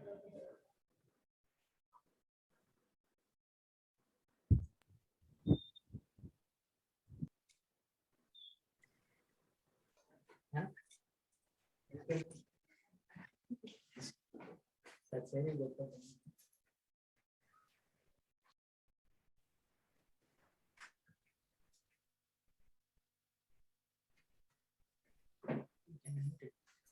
You can mute it.